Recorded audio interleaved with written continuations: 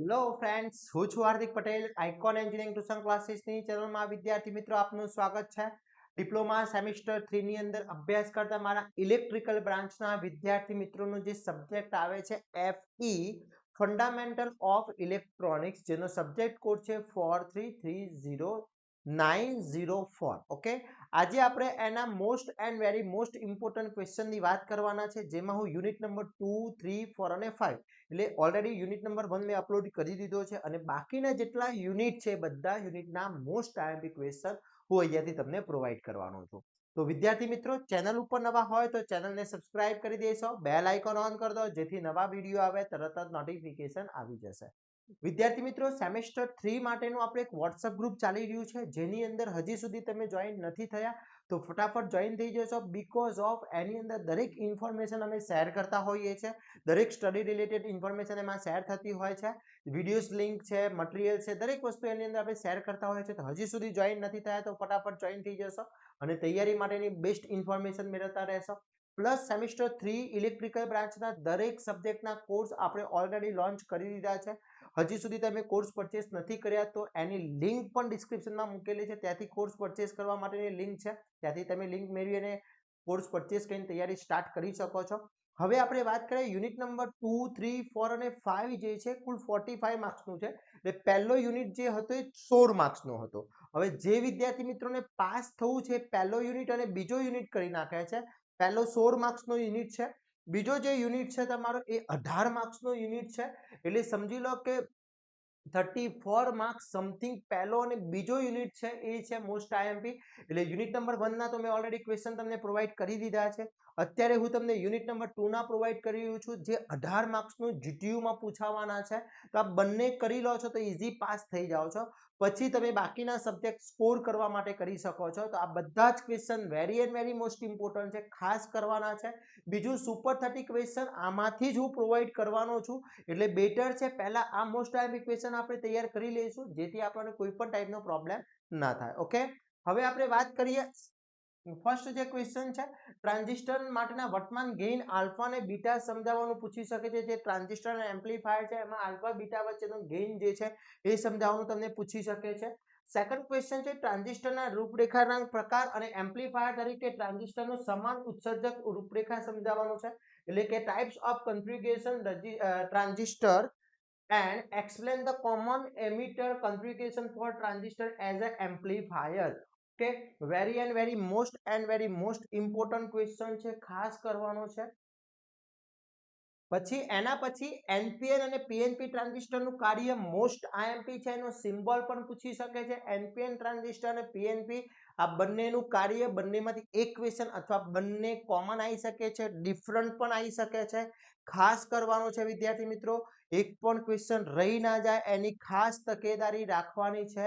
દરેક વિદ્યાર્થી મિત્રોને હું કહું છું કે આ જે ક્વેશ્ચન છે બધા જ question very and very most important છે, એટલે એક પણ ક્વેશ્ચન રહી ના જાય એની તકેદારી રાખજો. એના પછી છે ટ્રાન્ઝિસ્ટરમાં બાયસિંગ પદ્ધતિ. જે ટ્રાન્ઝિસ્ટરમાં બાયસિંગ પદ્ધતિની યાદી બનાવો અને કોઈ એક સમજાવો. જે બાયસિંગ છે, common base, common emitter, common જે છે એ તમારે બાયસિંગની રીત બતાવવાની છે અને કોઈ પણ એક સમજાવવાની છે. ઓકે, એના પછી એમ્પ્લીફાયરના કાસ્ટિંગની આવશ્યકતા સમજાવો. કાસ્ટિંગ શા માટે જરૂરી છે અને કેવી રીતે કાસ્ટિંગ વધારો થાય તે સમજાવવાનું છે. કાસ્ટિંગમાં કઈ રીતના વધારો કરી શકીએ છીએ, ઇમ્પ્રુવમેન્ટ કરી શકીએ છીએ એ સમજાવવાનું છે, એટલે ખાસ ઇમ્પોર્ટન્ટ ક્વેશ્ચન છે. પછી કાસ્ટિંગના પ્રકાર સમજાવી, તેમાં કોઈ પણ એક કાસ્ટિંગ સમજાવવાનું છે કે types of casting and explain any one. આટલા ક્વેશ્ચન તમે પરફેક્ટલી કરી લો છો, આ બધા જ ક્વેશ્ચન. એટલે યુનિટ નંબર 2 તમારું મોસ્ટલી કવર થઈ જાય છે અને 80 માર્ક્સ તમે ઈઝી મેળવી શકો છો, 18 માર્ક્સ ઈઝીથી મેળવી શકો છો. Okay, clear? તો આ યુનિટ નંબર 2 ના most and very most important question છે, એક પણ ક્વેશ્ચન રહી ના જાય એની ખાસ તકેદારી રાખવાની છે. પછી એના પછી યુનિટ નંબર 3 તમારો જે છે એ ઓસિલેશન છે. ઓસિલેશનની અંદર વાત કરીએ તો ઓસિલેશનમાં ઓસિલેટરનું વર્ગીકરણ આપો, એનું ટાઈપ્સ ઓફ ઓસિલેશન ક્લાસિફિકેશન પણ કહી શકાય. ટ્રાન્ઝિસ્ટરને સ્વિચ તરીકે સમજાવવાનું પૂછી શકે છે.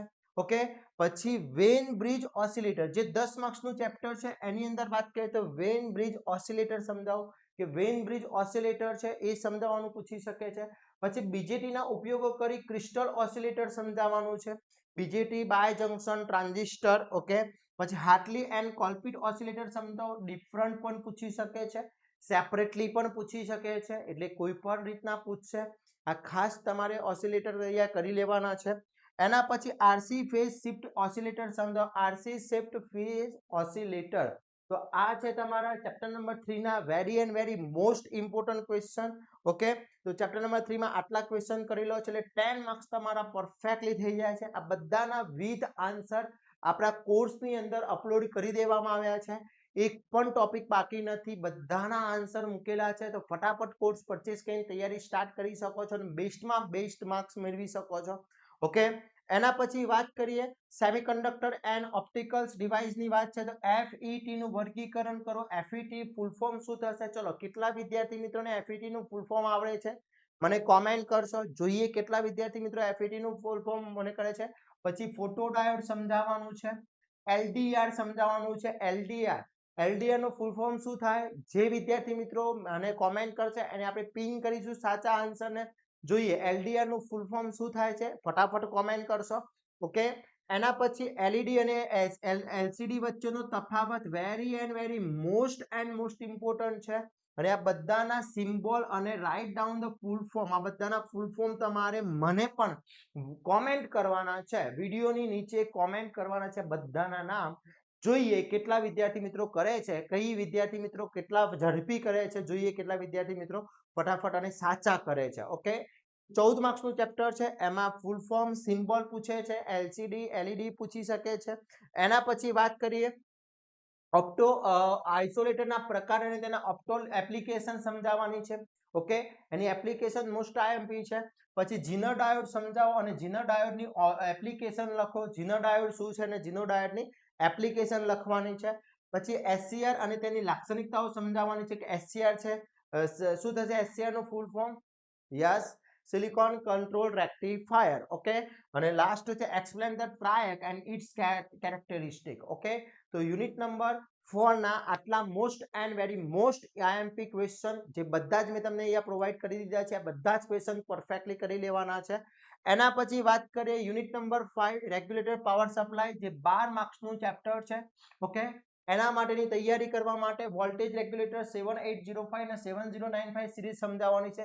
સિમ્પલ સમજાવી દઉં. 78 એ જે પોઝિટિવ પાવર સપ્લાય બતાવે છે અને 79 છે નેગેટિવ પાવર સપ્લાય બતાવે છે.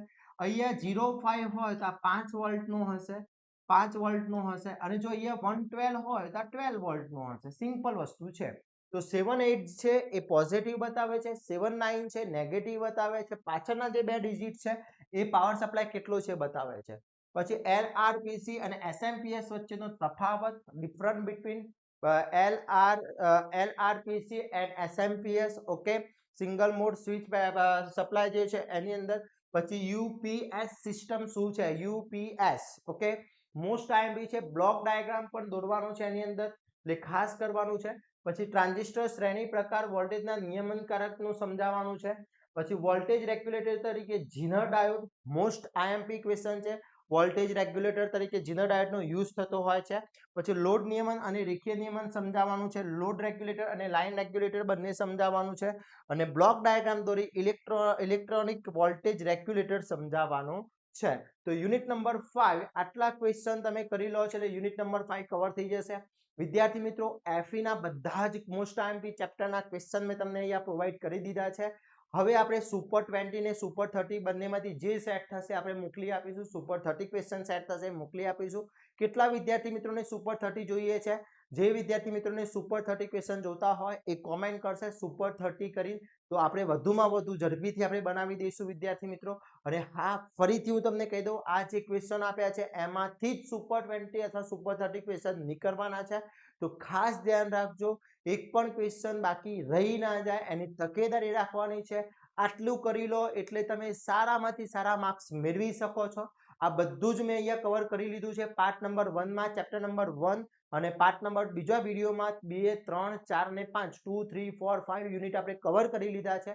આ બધા જ યુનિટ તમારે પરફેક્ટલી કરી લેવાના છે. એક પણ યુનિટ બાકી રહી ના જાય એનું ધ્યાન રાખવાનું છે. જે વિદ્યાર્થીને પાસ થવું છે એ ચેપ્ટર નંબર 1 and 2 પહેલા પરફેક્ટલી કરી લેશે 1 અને 2 માં આમાં જેટલા મેં ક્વેશ્ચન આપ્યા છે બધા કરી લો એટલે તમે 35 થી 40 માર્ક્સની વચ્ચે આરામથી આવી જશે ક્લિયર કે તો આ વિડીયોને વધુમાં વધુ શેર કરશો જેથી દરેક વિદ્યાર્થી મિત્રો આનો લાભ મેળવી શકે અને આવી જ નવી ઇન્ફોર્મેશન સાથે નવા દિવસે મળીશું ત્યાં સુધી અમારી ચેનલને સબસ્ક્રાઇબ નથી કરી તો ચેનલને સબસ્ક્રાઇબ કરી દેશો વોટ્સએપ ગ્રુપની અંદર જોઈન થઈ જશો અને આવા જ નવા વિડીયો સાથે નવા દિવસે મળીશું ત્યાં સુધી વિદ્યાર્થી મિત્રો મને રજા આપશો જય હિન્દ જય ભારત